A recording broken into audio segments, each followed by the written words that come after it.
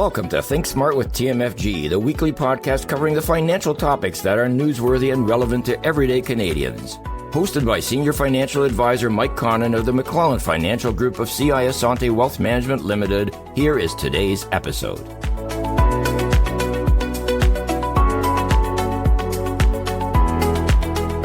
Welcome to Think Smart with TMFG. I'm Mike Connon. Beside me is Carlo Cancino, Senior Financial Advisor with CI Asante Wealth Management Limited. Carlo, when most people open an investment account for the first time, they're handed a risk questionnaire. Yep. Right? And a few pages of the questionnaire about how they'd feel if the portfolio dropped by 10% or 20% or, God forbid, 30%. Yeah. They answer the questions, and advisor reviews them, and a portfolio gets built from that point. Mm-hmm. And then most people never think about that again. Yeah. Most people forget about the questionnaire. But the thing is, the questions in them, they matter a lot more than people realize while they're filling them out. Problem is, they're also much harder to answer honestly than they actually look. And it really depends on what's happening in the market. Because when the markets are calm and everything's going well, most people think they can handle far more risk than they actually can. So today, Mike, we want to open that conversation and talk about what risk really means in the context of investing, what the questionnaires are actually trying to measure and where they fall short, and what a more complete picture of risk profile actually looks like. So, Mike, we use a company called Finametrica, or we used to use a company called Finametrica, now it's Morningstar. And so when a new client fills out the risk questionnaire for the first time, how often do you think their answers reflect how they'll actually behave when the portfolio drops significantly? Years ago, the guy who started our company, we're Asante Capital Management now, CI Asante Wealth Management Limited. We were originally with a company called Equion. Right. And the head of that company was a guy named Michael Nairn. Yes. And a very inspirational figure in all of our lives. And he really addressed portfolios, allocation, and risk. Mm-hmm. And I remember him doing a seminar for my clients. And I remember this to this day. He went and he had about 100 people in the audience. And he was trying to describe risk to them. Okay. And he said, I want to describe a good market to you. And he said, he says, feel the soft part between your thumb and your forefinger. And he said, rub that. And he said, everyone rub it, and the whole audience is rubbing that. And they said, that feels pretty good, doesn't it? And everyone goes, yeah, that feels pretty good. Right. That's a strong bull market. That's how that feels. He said, now take your pen and ram it through the middle of your hand. Yeah. And he said, that's a bear market. Right. And he said, they're not equivalent. Mm-hmm. And when people deal with risk, they don't realize how bad market can be. I don't think they can fully understand that. No question that you can answer can describe the pain of ramming that pen through the middle of your hand. For sure. But when you get the bear market, it actually does that. So yeah, I think sometimes when people are asking the question of how bad it is, 20% or 30% is just a number, mm-hmm. right? Let's say you have a large portfolio and you have $5 million. To say you're going to lose $1.5 million to $2 million is a big difference, right? Sure. I don't think questionnaires fully expand on how painful that can be. Yeah, with the questionnaires, it's trying to get a kind of a framework of how risky a client can be and how much, I think for most people, risk equals loss. I think that would be the thing that people would be fearful of the most. I think that's the most pain. But oftentimes, risk can be also the loss of opportunity, not being able to see the portfolio grow. So I think depending on the person, risk can mean a lot of different things. So I think with the risk questionnaire, what are they actually trying to measure? There's a bunch of different components. I mean, when we take risk apart, there's mental risk and physical risk. Okay. Right? And that's the part where the questionnaires try to go and cover both pieces of that. Mm-hmm. There's one what you can mentally handle.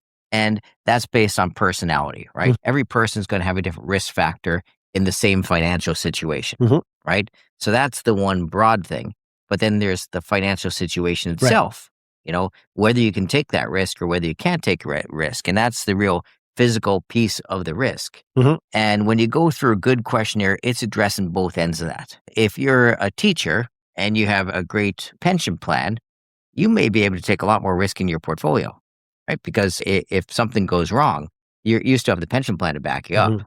If you're a business owner and all your assets are in your portfolio and you have zero pensions when you retire, physically, you're not able to take as much risk, even though you may be a risk taker Right. because you're a business person, Yeah. and the teacher may be in a situation where they're not a risk taker because they're in the teaching profession. Their ability to take risk in their portfolio is actually opposite of what their mental ability to take risk is. That's a great example of when people talk about risk tolerance and risk capacity. Yeah. Tolerance is that mental feeling. How much would I feel real comfortable with losing, or how would I feel if I was out of the market and I missed out on 20% gains? The capacity is the really important, where you've lost money and now you can't pay for food. You don't have enough money to pay your regular expenses. Yeah. So really important. And it's a great example where teachers who have the pension, they might not be high risk takers, but with a pension, you've got the guaranteed income.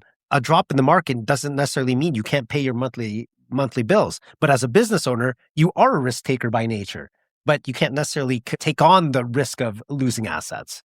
Let's go back to where the concept of risk started. If we go back through history, there was a PhD student named Harry Markowitz, and this was the start of modern portfolio selection. And this is where we really understand a balanced portfolio and risk and return and how that all this was related. Right. And we understood that rather than what the stocks you own, the portfolio selection on what areas you're into really affect the risk tolerance of a portfolio. And that paper was done in 1952. In the 90s, this really made itself into the financial field. And I remember actually being involved in the financial field as it was coming out. And they were all talking about Markowitz had all of a sudden become the big name. Right. At that time, it was McKinsey really embraced this. There was another guy named Garmaze who started these portfolios, which were called star portfolios. Okay. And they gave us risk questionnaires. And the risk questionnaires, we'd fill it with the clients and it would lead us into a portfolio that fit that client. And it was a huge step. And there may have been people doing that before this, but this was my first exposure to it. And it really gave us a new view on things. And we actually loved that questionnaire. We used it for many years. And later on, as things developed, we moved over to, it tended to be more product related. Okay. Right? So at that time, it was only one available. So that was great. Then later on, we found that company called Finametrica. Yeah, it is based out of Australia. And they weren't related to any type of product. So when they were asking these questionnaires, the questionnaire wasn't trying to put you into a product. Mm-hmm. It was just trying to establish yourself versus the rest of the world. Mm-hmm. And basically, they put yourself on a normal curve. So they have a normal distribution, and they say this is where you stand on the normal distribution, whether you're more risky than your average person that they surveyed, less risky compared to everyone in the world.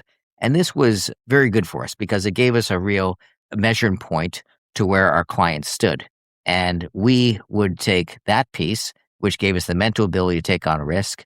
And from doing the financial plan, we could really understand their capacity or their physical ability to take on risk. Right. And together with those two components, you could design a portfolio that really met their needs, which was a great advancement, I find. I think it's important that we start off the conversation with understanding what a client's risk tolerance is, what their risk capacity is before you select the right portfolio. That's just going to put you in a far better position to succeed or at least achieve your goals. So does it work perfectly when you go through a bad market? Can you just go back and say, well, you said this was okay. Mm-hmm. Does it work where everyone reacts as they filled out the questionnaires? How do you find it? Yeah, not necessarily. I find, it depends on, recency bias plays a big role in how clients complete these questionnaires, because when the market's been really good and you can see the returns that are coming out of the market, people are think they're a lot more risk tolerant than they actually are because they want to see the big returns. But the moment the market turns and their portfolio starts to drop, they don't want an 80% exposed portfolio any longer. They want GICs. They want to get out of the market. And that's why it's really important that people answer as honestly as possible in the beginning. And it's funny, because we're in the financial field, we watch something called fund flows, and it tells you where the money goes into different funds at different times. And you watch it during a bull market, everything is going to equities now. All money is moving. As soon as the market reverses and goes into a negative situation, a bear market, all the flows go into money market and bond funds. Exactly the opposite of what they should be doing. Right. But that's where the money goes. And you can't argue with the numbers that come out of the mutual fund industry, tell you this is exactly where the money is moving to. Mm-hmm. So people are generally or bad investors. And Inherently, they're bad investors. And this goes back, I've listened to a lot of stuff. This goes back to caveman time, right? People were meant to survive, and that's their survival instinct. And back when a caveman saw a dinosaur, what was their best reaction to do? You run. You run, right? It's bad news. It's scary. What do? Yeah. You run from the dinosaur, Yeah. right? Do you sit and analyze whether you should go and sit there? No, the best thing is to flee. To flee, So right. people would generally flee from danger. And when things were easy going with less risk, they would move toward that. And that was a survival instinct that's built into human beings. And unfortunately, it's built more into men than women. So again, we watch over time, men are worse investors than women. But women seem to take a better approach to invest. And when you look at overall returns, when they survey men versus women, they find women end up with a better investment experience than men, because men get overly aggressive at those times, and they think they're going to do better than everyone else. Right. And with that sort of mentality, when you see the danger, you take action. You don't necessarily stick around to analyze what's going to happen. You want to take action to fix the danger. And that's like you said, the fund flows are the data that is the evidence. Those are the absolute worst things to be doing at the worst possible times, by getting out when the market's dropping, when it's dangerous, and then waiting until the coast is clear and getting back into the market when you're just buying up at higher prices. So Mike, you fill out a risk questionnaire and you have it set up and the portfolio's set up for you. Do you keep it that way? Are there any things that are going to happen in the future that you should be aware of that would change your risk profile? So risk profile should only change when your circumstance changes. Mm-hmm. So it's not about when the world changes. So that's the mistake that most people make. They assume that because there's a new government, because something's happened in the marketplace, something went well, something went poorly, that the risk tolerance has changed. To be honest, your risk tolerance should be totally indiscriminate of that. It should not change at all because of the external factors. Mm-hmm. But there are certain things that do absolutely change your risk factor. Sure. Number one is a change in job situations. Right. Right. And let's say you go from working to retired. Mm-hmm. Your risk factor has changed around. Yes. Right. Other things, if someone has, let's say, a spouse passes away, many times it's become a different situation. You want to take less risk now. There's now one person rather than two people. Your risk factors change. For sure. So things like that do definitely go and adjust your risk tolerance. And as you get older, we talked about making sure you have enough equities to protect against inflation. As a 30-year-old, inflation is deadly. Yes. If you're 85, inflation's not that big of a worry anymore. Right. So again, you can get more conservative at that time because you don't have as much worry about inflation's not going to eat away your purchasing power with the rest of your life if you're 85 years old. Yeah. So these are all things that definitely affect your risk tolerance. And in addition to that, as you get older, you just get a little bit less risky. Sure. I know when I was in my 20s, I would be very risky and everything. And now I drive a lot slower, I'll put it that way. Yeah, for sure. For sure. And what we found as well is, when clients are retired, there's a little bit more time to be paying attention to what's happening in the market, which, when you've got the time to look at what's going on in the world and how it may impact your portfolio, you're thinking about the things that you could do to change to minimize the impact, which you definitely want to try to avoid. If you start your retirement and you have good returns, your retirement looks a lot sweeter than if you start your retirement and you start off in a negative situation. For sure. And again, when you look at these risk profiles, you really have to take these things into consideration. Sometimes what I find is the risk profile is really a tool for us to use. So really, the questionnaires now are meant as a conversation piece. Yeah, right. To really understand the client, their risk tolerance, and what they really expect out of the portfolio. Yeah, it's not necessarily the end all be all. To your point, you're not filling out a questionnaire with us. It's providing a score and we're giving you a cookie cutter portfolio. The reason why we want to understand whether or not you are more risky than your peer group or less risky than your peer group is because we can customize the portfolios around that to perhaps make you a little more aggressive or a little more conservative than the people in your peer group. But yes, it's made to want to have that conversation to understand where your actual tolerance is and where we can make the adjustments accordingly with the portfolio. And remember, there's market risk, there's liquidity risk, there's inflation risks, there's time horizon risk. There's a lot of risks to look at. So again, it's not something that's easily answered by filling out a questionnaire that looks at all these things, but the questionnaire is a great tool to help us to start to understand where people sit. So today we open the conversation about the risk questionnaire you filled out when you first started investing. We also talked about the difference between risk tolerance and risk capacity, why most people overestimate how comfortable they are with volatility, and how your risk profile should evolve as you get closer to retirement. There's a great article by one of our financial advisors, Tyler Robertson, and it ties into everything we talked about today. It's called Stay Out of Your Own Way to Be a Successful Investor. We'll drop a link in the show notes. But just so you know, it really speaks to that idea that the biggest risk in investing is often the decisions we make ourselves when emotions take over. So feel free to reach out to us if you'd like to have that conversation. And you can visit us at tmfg.ca or call us directly at 905-771-5200. And if you have questions or topics you'd like us to cover in the future episode, just leave a comment. Thank you very much. That brings us to the end of another episode of Think Smart with TMFG. Have a great day. You've been listening to Think Smart with TMFG with Mike Connon of the McClellan Financial Group of CI Asante Wealth Management. Don't forget to subscribe to Podbean, Apple Podcasts, Spotify, or YouTube Music, and leave us a review. For more insights and resources, visit tmfg.ca or follow the link in the episode description.